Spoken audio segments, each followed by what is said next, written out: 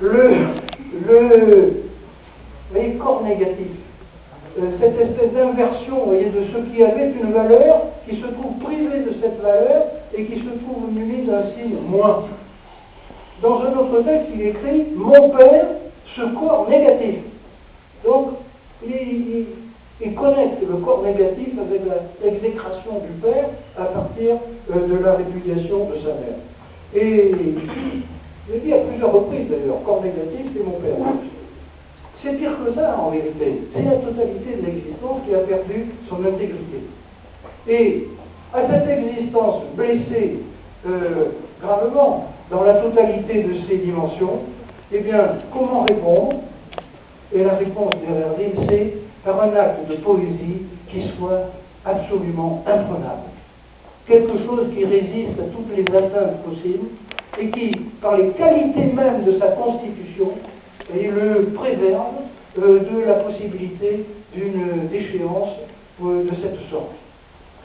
À la fin du journal, vous voyez, il se trouve que il m'était été donné de publier les dernières pages qu'il est écrit. Le journal de la fin de sa vie, à l'époque où malade, il écrit, à la veille de mourir, j'ai des pages véritablement poignantes, touchant au bout du compte un peu le chemin de sa vie et les pensées auxquelles il en arrive à la fin. Dans ce recueil, que je ne saurais trop vous recommander, même de lire peut-être même comme une introduction à son œuvre, parce que ces pages finales ont un ton de sincérité qui est absolument inégal et qui vous attacheront à lui pour toujours. Dans ce volume, il cite une phrase de Sartre, justement tirée de La Nausée, et il y a un grand rapport entre Agadir, mon livre le plus connu, et La Nausée de Sartre. Nous en parlerons tout à l'heure.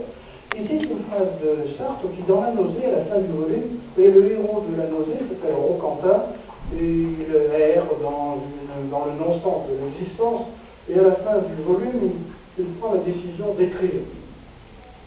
Et du livre dont il dit qu'il doit écrire, il dit qu'il devra avoir, je cite de mémoire, les qualités de résistance et d'éclat de l'acier, les qualités de résistance et d'éclat de l'acier, c'est quelque chose qu'on ne puisse pas contrarier, afin qu'il fasse honte aux hommes de leur manière de vivre. Et voilà le projet de Rabelais. Écrire une œuvre qui est la résistance et l'éclat d'une matière extrêmement dure, dont la véritable fonction soit de faire honte aux hommes d'être ce qu'ils sont, des corps négatifs, des animaux détériorés, une humanité faillie, là où la poésie peut offrir peut-être l'espérance d'un point d'appui pour une autre possibilité d'être. Et la poésie de Verdine porte profondément la trace de cette espèce de désir impossible. Qu'est-ce qui, dans les choses humaines, pourrait avoir une résistance telle que rien ne puisse la menacer? Rien. Mais c'est l'idée que l'on peut en avoir. Et c'est au fond ça le pari de l'art. Il est tenté de tout parier, de tout jouer sur la possibilité d'une œuvre qui échapperait en quelque sorte à la misère des choses communes. Le pari de Mallarmé n'est pas très éloigné de ça.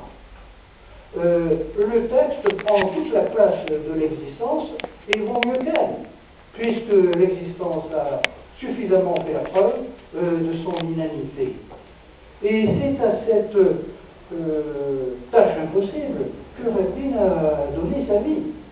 Et je dis bien donner sa vie. Et il écrit d'ailleurs avec une grande lucidité, il est très jeune. Dans le poème qui s'appelle Faune détériorée, il écrit ceci, il y a l'âge de 25 ans.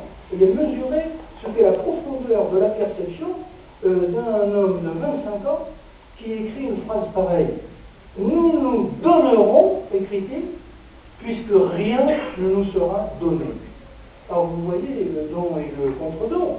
Puisque l'expérience est faite de ce que cette existence n'est rien d'autre que le lieu de l'humiliation et de l'échec, eh bien, nous jouerons la totalité de notre existence pour faire pièce à cet effondrement central de la valeur de l'existence, et le pari de Verdine de tout miser sur le poème, car ne vous y trompez pas, c'était véritablement son pari. Et le reste, c'était des péripéties. Je sais bien qu'il a une existence pittoresque, à bien des égards, et qu'on a retenu de lui plutôt des traits pittoresques que peut-être l'essentiel dans cette affaire. Le véritable désir de Hardin a été du premier au dernier jour d'être tout simplement cela, un poète. Mais un poète de la sorte de ceux auprès de qui il s'était aguerri quand il avait 17 ou 18 ans. Il était de la taille de Mallarmé, disons, de cette jeune Perse avait composé des essais vers 14 ou 15 ans. C'est-à-dire quelque chose qui, dans l'œuvre, d'avance, rachète la totalité de ce qui, dans la vie commune, était insuffisant, blessant, douloureux, humiliant, infâme. Car c'est ainsi qu'il a vécu l'existence, comme quelque chose d'infâme. À chaque instant, il écrit, nous vivons dans un univers d'êtres stupides, bas, violents, hostiles. Et je n'ai jamais vu quelqu'un d'aussi généreux que lui et d'aussi sensible, immédiatement sensible à la souffrance de quelqu'un, à l'injustice, à la violence sous toutes ses espèces. Maintenant, les choses avaient atteint chez lui un tel degré d'intensité et de profondeur que le plan où cela pouvait être racheté n'était plus le plan de la vie ordinaire. Et Raffine a sa vie entière.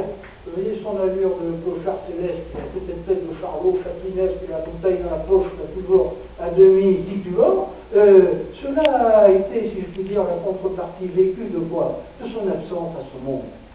Et dans la petite préface que j'avais écrite à sa mort, je disais ceci, s'il m'a été donné de connaître dans ma vie un suicidé de la société, pour reprendre l'expression célèbre d'Artaud à propos de Van Gogh, ce fut lui.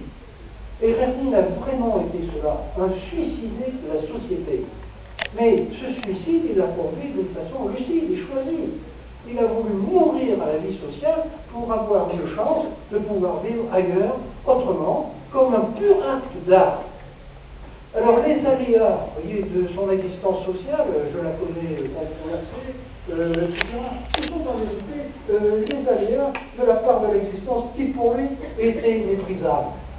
Et autant qu'il serait stupide de vouloir faire de lui un militant politique, je dis bien de quelque bord que ce soit, parce que chez Hardin, y compris dans le politique, les maladies du social, les maladies de l'humain, les maladies du politique, du pouvoir, de l'idéologique et du discours, son œuvre est un antibiotique à large spectre, il est un rose large, il y a de quoi traiter bien des maladies.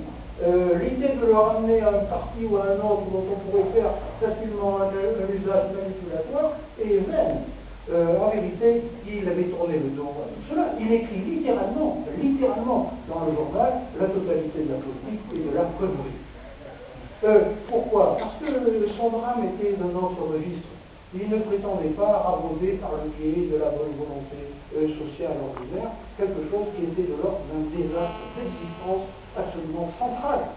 Et ce serait une grave erreur que de le ramener au plan, disons, des conflits d'opinion, par exemple. Moi, je l'ai connu à 20 ans, il était parfaitement anarchiste. La totalité des discours suscitait en lui une ironie absolument terrible. À la fin de sa vie, vous le voyez prêt à rendre grâce au médecin qui lui apporte le médicament avec la bénédiction du roi. En vérité, Hardin était déjà ailleurs depuis longtemps. Et le traiter sous l'angle disons, de la polémique politique, c'est se méprendre profondément sur ce qu'a été le drame de Seine. Alors, je ne prétends pas pour autant que ces mille vicissitudes n'ont pas été pour lui autant de drames. Je sais que ça a été autant de drames. Et que l'apparente absence de suite dans les idées qui a été la sienne à ce plan, en vérité, se traduit par une énorme continuité dans le souci qui était profondément le sien, n'être rien qu'un poète.